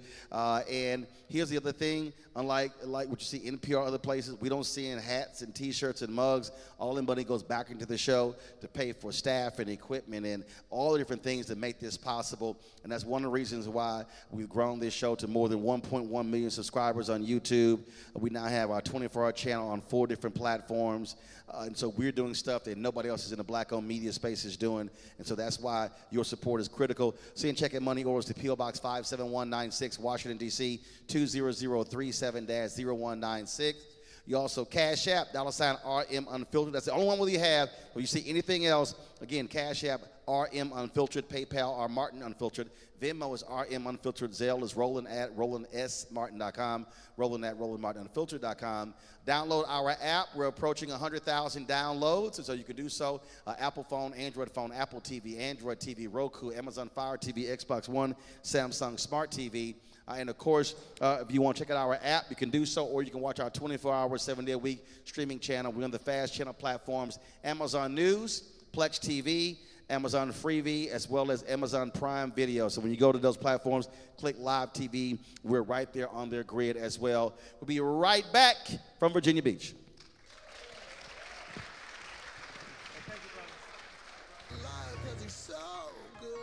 Yeah, he turned my morning into dance and I'm laughing, telling everybody that he's so. If you only knew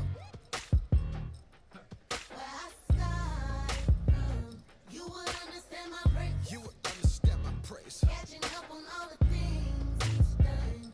Yeah, we got it out the mud. We came from nothing. Only made it 'cause we cut in the blood.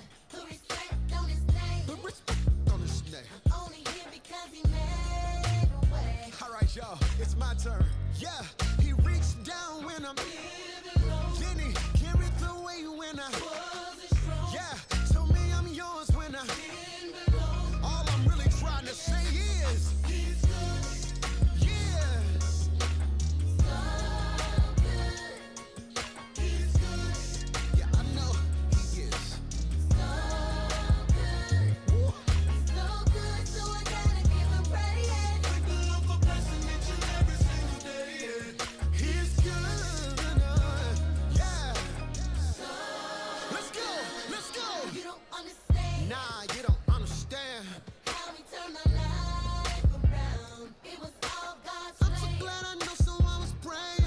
All right, so Henry, so I'm gonna take questions from down here.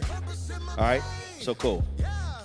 All right, so so the first three people, someone has to give me 1 second. Folks who haven't voted yet, so you're gonna line up on this side over here. I just want 3 folks. We're gonna start that with. I don't want to do a long line, and then we're gonna do it. This is the last segment we have in the show. So we will do this. We'll be back from this commercial break in about 1 minute. So we got about 11 minutes worth of questions. Again.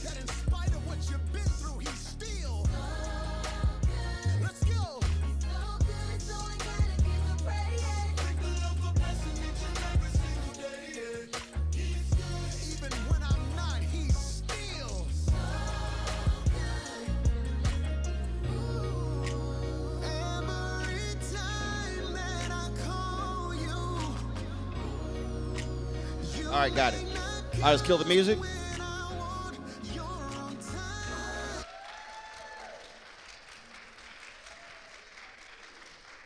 All right, folks, welcome back to New Hope Baptist Church in Virginia Beach, Virginia. I'm Roland Martin, host of Roland Martin Unfiltered on the Black Star Network. And so we've had several candidates up here speaking. Now I always love to hear from voters what are their thoughts about the issues, what matters to them. And so I'm going to step on down here. We're going to take some of the questions.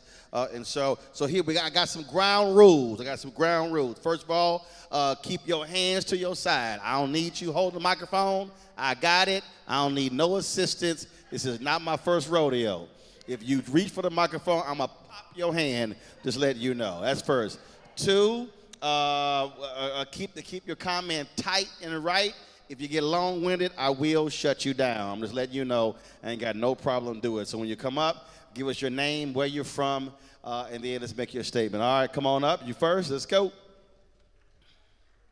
All right. What's your name? Where you from? Hello, my name is Tori Crowder, and I am originally from Baltimore, Maryland, but I live here in Virginia Beach. All right, cool. What's your question or thought? My question is centered around workplace bullying and mental health.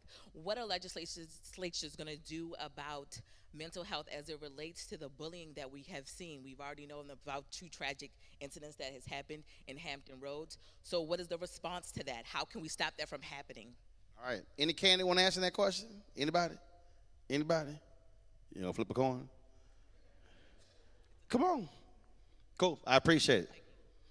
Think who's going to answer? Michael's going to come up. Come on.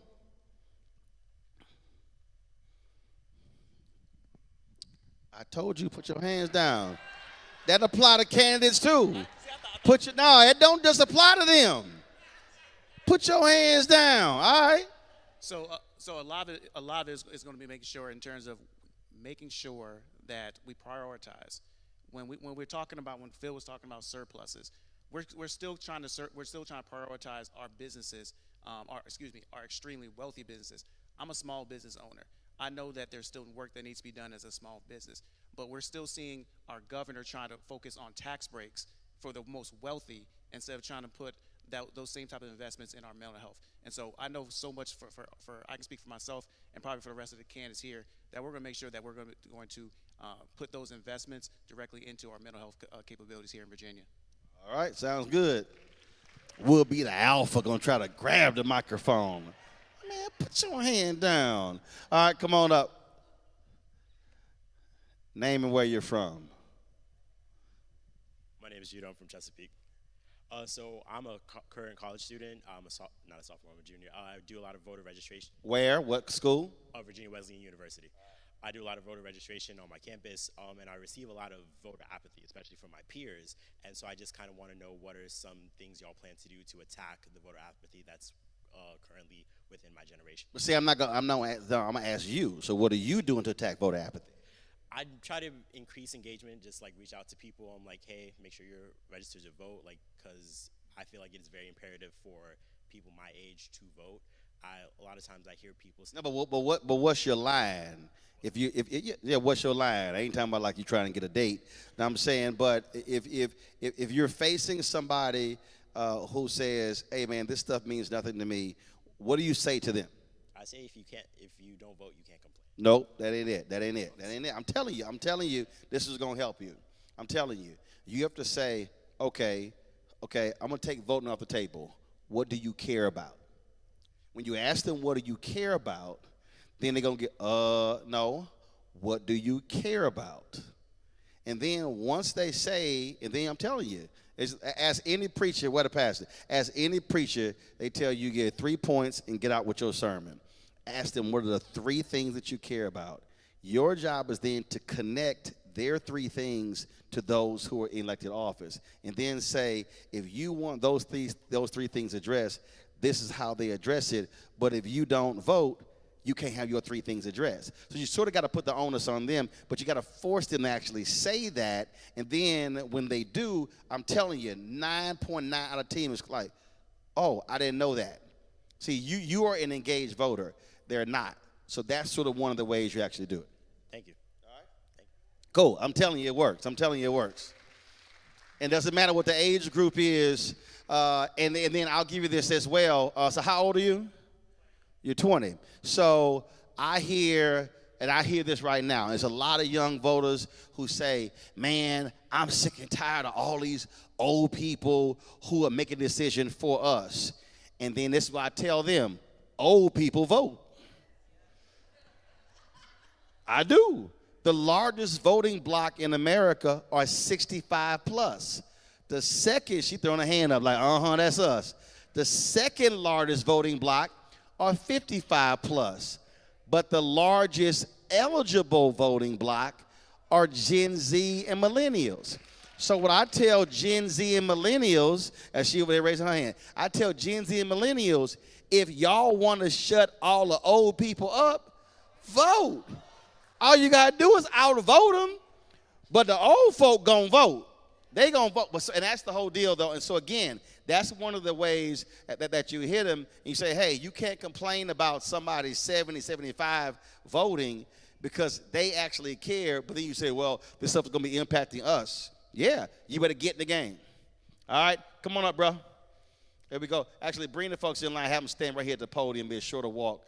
Say, all right, so we're going to take about, let's see, we got about 4 more minutes. So I'm going to take 5 more people. Step on up. Y'all just stand right over here with your question. What's your name? Where you from? Carl Wright, right here from the city of Virginia Beach. Cool. What's on your mind, Carl? My question is to the candidates when it comes to the youth in the community, particularly the youth of color. What are some of your plans to engage them when it comes to help them with training and their jobs and that type of thing? Because one of the biggest problems we have with our youth here, Roland, is that kids don't have jobs, they don't have training, they don't have opportunities. So I wanted to know from the candidates, what are some of your plans to do that, particularly for youth of color? All right, who wants to jump on that? I'm going to start calling on one of y'all. Y'all look at each other like, phone a friend? All right, here we go. I got you. So look, I mean, I think some of it does go back to public education, making sure that we're actually engaging kids in curriculum, getting them excited about their future, showing them sort of what the world can look like. I had teachers like that, right, who saw potential in me even before I saw it in myself, and they said, you know, you should go and apply for this, that, or the other that I may not have seen. I also think there may be an opportunity to get some of the trades in high schools. These are good paying jobs. College may not be for everybody. But as we think about, you have an aging workforce right now, especially in a lot of these trades, union groups, right?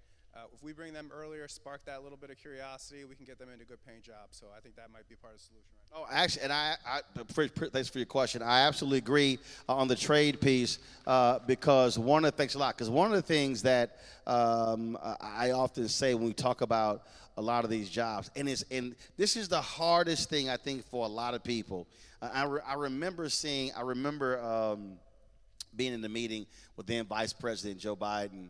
We were talking about 4-year colleges, and he said, a lot of parents, you don't hear them say, I want my child to go to X community college. Because what we've created in this country, we've created this whole dynamic of the big 4-year school. Well, here's the reality. 65% of the jobs in America are actually trained through community colleges. So what we have is this very interesting dynamic where we would tell everybody, oh, you go to a 4-year school, and I got nothing against that, but we have to be honest, it's a lot of people who simply are not going to 4-year schools. The second thing is those jobs, plumbers, electricians, they can't be shipped to China. If your toilet gets stuck up, you can't phone nobody overseas and say how to unclog this toilet. And I'm telling you, and I had this conversation with a brother in Dallas. This brother was a master plumber. He owned 2 Rolls Royces. He lived in a mansion. And I was like, bruh, can we talk? And he said, listen, as a master plumber, he said, I make more than $200,000 a year. And he said, I know some lawyers that don't even make $50,000 a year. And so one of the things, we talk about those trades, and we also look at how the number of baby boomers who are retiring.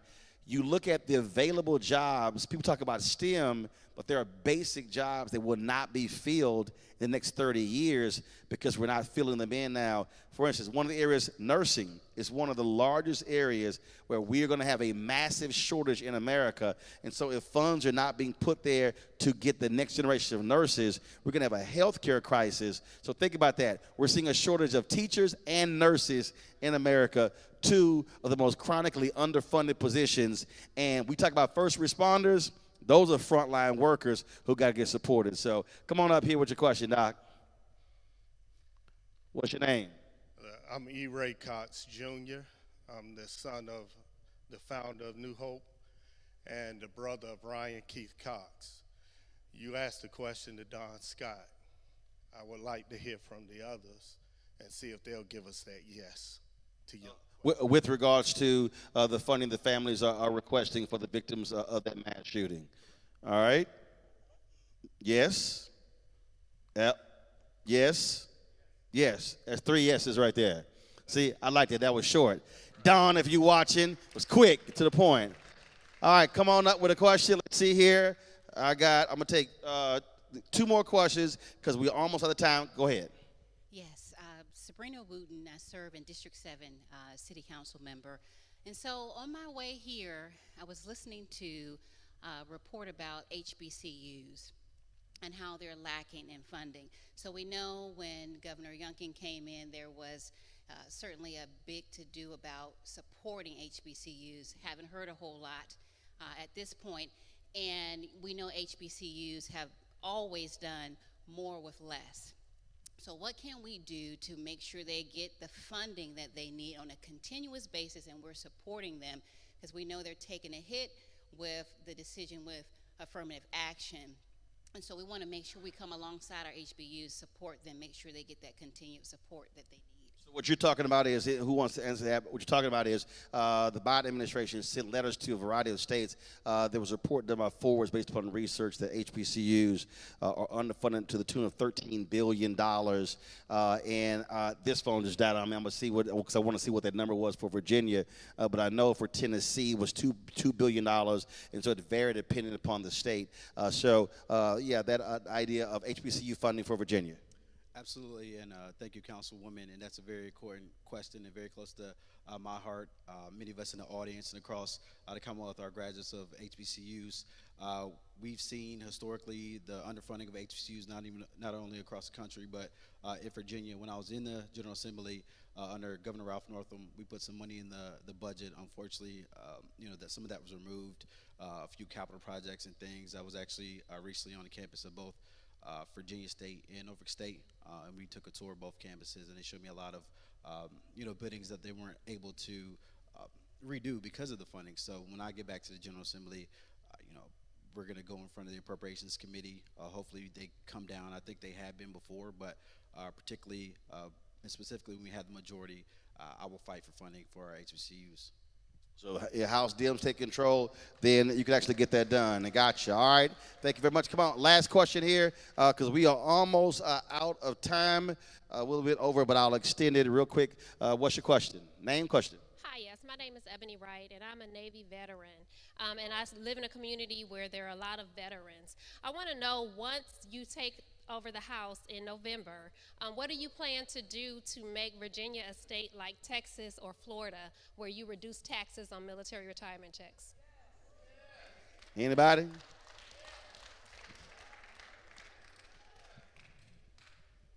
So one of the important things that are be coming up hopefully in the next session, there's actually a tax exemption right now that can help out widows or widowers here in Virginia that's not being taken care of because of Republicans.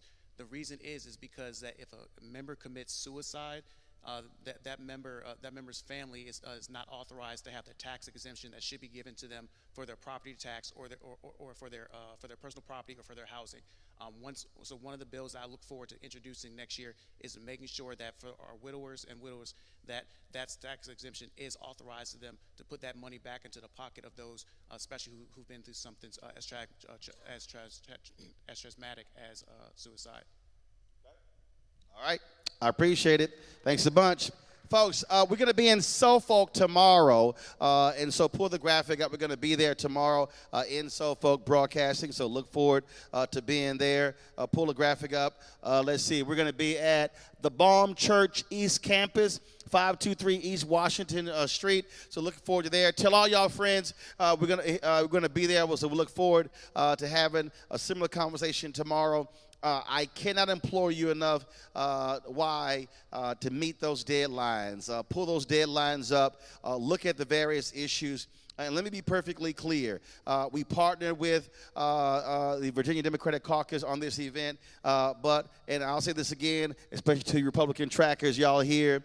If any Republican wants to discuss any of these issues on my show, bring it. If y'all want to discuss education, black history, banning of books, expanding health care, if y'all want to discuss HBCU funding, any of y'all can come on my show. Let's see if you do. Y'all run a John Frederick show. I've done John Frederick show many times. John, call me. I will happily come and do your show and talk to your audience about any of these issues. Because mom and daddy didn't raise nobody who was scared. And so what I need everybody to understand out there, you're sitting at home and you can complain about what's happening in D.C., complain about what's happening in your state, in your county, in your city. But if you are checked out of this process, if you say, I'm not doing it, well, then all you're doing is just running your mouth on social media, complaining in barbershops and beauty salons, and doing nothing about it. There are regular and ordinary people who are out here putting it on the line, going to vote, doing what's necessary, and then holding politicians accountable after the election. That's what this is all about. So y'all know exactly where we stand, and so we're going to do 4 more of these in Virginia, tomorrow in Suffolk, and then we're going to be in 3 other places. We are going to be doing this across the country next year as well, because we want to hear from voters, and most importantly, we want people to understand that if you sit at home, then your power is staying at home. That simply cannot happen. And we have to maximize our vote the best that we can. And I can guarantee you, if black voters in this state are voting at 65, 70, and 75, and 80% of their capacity, then we will be talking about having the first black Speaker of the House in Virginia after November. So that can happen if folks make it happen.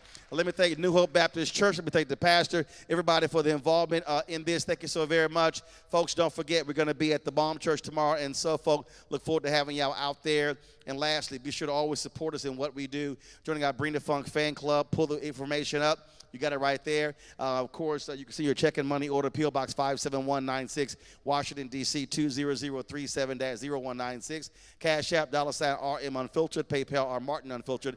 Venmo is RM Unfiltered. Zelle is Roland at RolandSMartin.com. Roland at RolandMartinUnfiltered.com. Support us as well by downloading the Black Star Network app, Apple phone, Android phone, Apple TV, Android TV, Roku, Amazon Fire TV, Xbox One, Samsung Smart TV, and you can check us out on the 4 different fast channel platforms. Of course, Amazon News. If you go to Amazon Fire TV, click that on. You can also tell Alexa, play news from the Black Star Network. Plex TV as well, and we just added Amazon Freevee and Amazon Prime Video, so you can click on Live TV. We pulls up on the grid, and you'll see our news channel right next to ABC, NBC, and CBS. Folks, that is it from Virginia Beach. Suffolk, we're on the way tomorrow. Thanks a bunch. I'll see y'all tomorrow. Holla!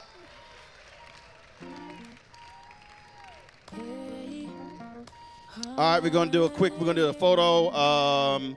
Candace first or Alphas first? All right, so all the Alphas come up. We're gonna do this quick photo. Then we're gonna take a photo with the Candace who are here.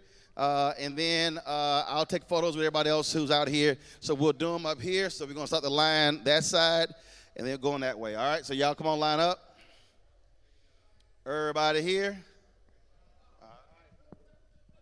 All right, stop running your mouth. Get over here. All right.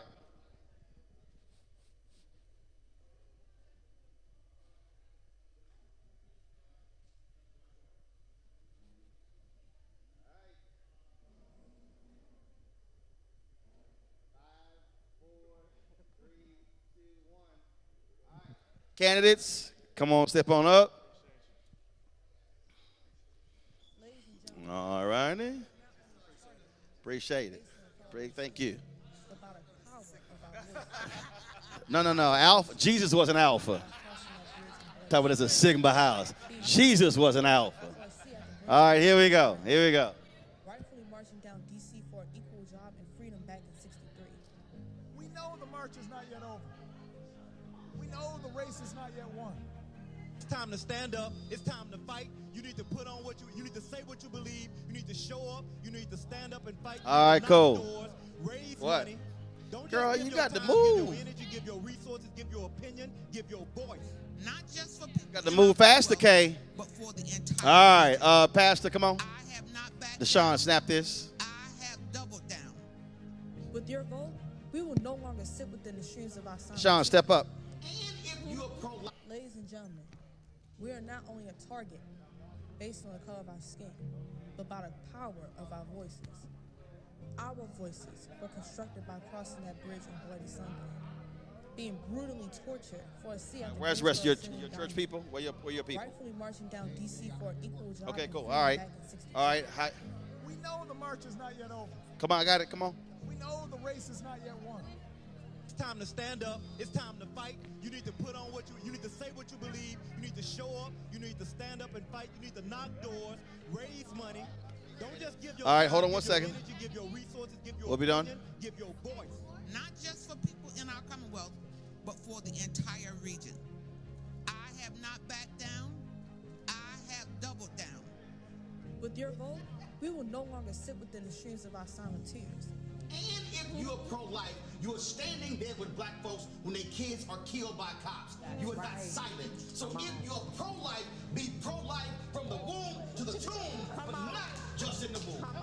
We will open doors that no man can ever close. Our vote will make an instant shift. All right, after this one. How you doing? Here we go. What a camera. All right, Deltas, y'all next. Get in line. Y'all get ready. Y'all get ready. We must understand the politics of our community. All right, Deltas, come on. We must know Come on, what come on. politics is supposed to produce. We must know what part politics play in our lives. Come on. And until Hey, y'all we come on. become politically mature, we will always Deshaun, snap this. All right, all Deltas, y'all come on. All Deltas, y'all ready? All y'all here? Okay, here we go. Our lives depend on this vote. Change is more than a campaign ad. It's a movement.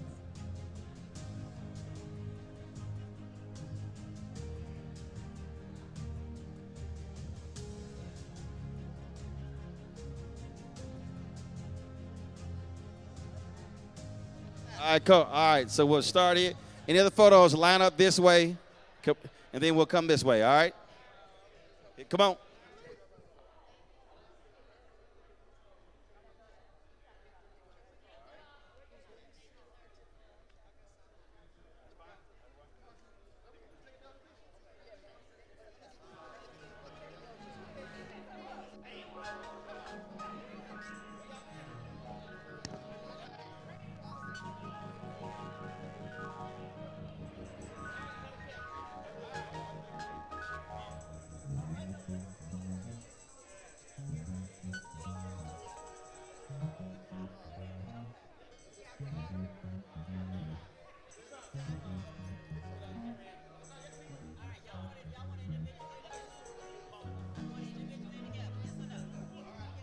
All right, who's in this photo? Who's in this photo? No more sleeping in bed. No more back thinking. Time for thinking ahead. The world has changed so very what it used to be. There's so much hatred, war and poverty.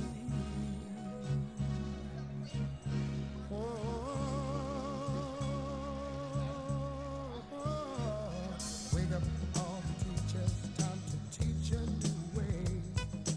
Maybe then they'll listen to what you have to say. They're the ones who's coming up, and the world is in their hands. When you teach the children, teach them the very best you can. The world won't get no better if we just let it be. Na, na, na, na, na, na, na. The world won't get no better. We gotta change it now, just you and me. Wake up all the doctors, make the old people well. They're the ones who suffer and who catch all the hair. They don't have so very long before their judgment day. So won't you make them happy before they pass away? Wake up all the builders, time to build a new land. I know we could do it if we all lend a hand. The only thing we have to do is put it in our minds. Surely things will work out. They do it every time. The world won't get no better if we just let it be. Na, na, na, na, na, na, na. The world won't get no better.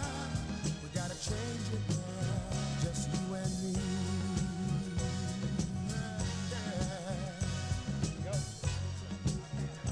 Change it, yeah, just you and me.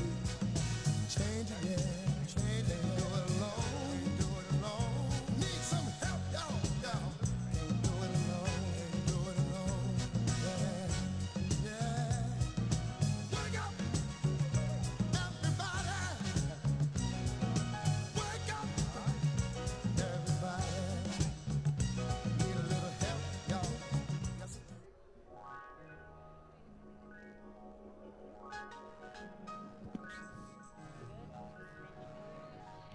How you gonna cut off Teddy Pendergrass?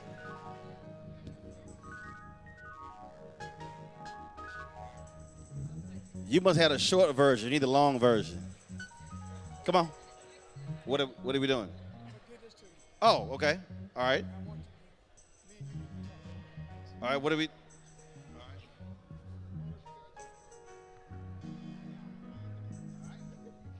Okay. Come on. I'm gonna sit this right. wake up, everybody. No more sleeping Come on. in bed. No more back thinking, time for thinking ahead. Come on. Who's in you? The photo? So very much All right. Come on. from what it used to be. There's so much hatred, war and poverty.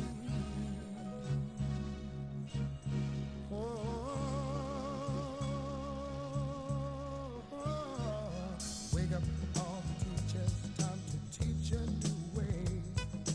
Maybe then they'll listen to what you have to say. They're the ones who's coming up, and the world is in their hands. When you teach the children, teach them the very best you can. World won't get no better. Hey. If we just let it be. Na, na, na, na, na, na, na. The world won't get no better. We gotta change it now, just you and me. Wake up all the doctors, make the old people well. They're the ones who suffer and who catch all the hair. But they don't have so very long before their judgment day. So won't you make them happy before they pass away? Wake up all the builders, time to build a new land. I know we could do it if we all lend a hand. The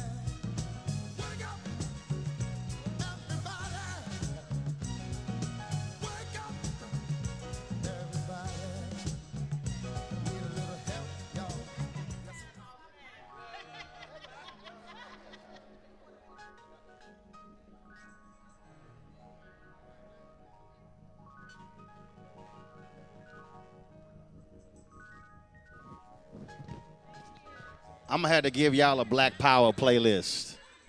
I'm going to give y'all some songs to get.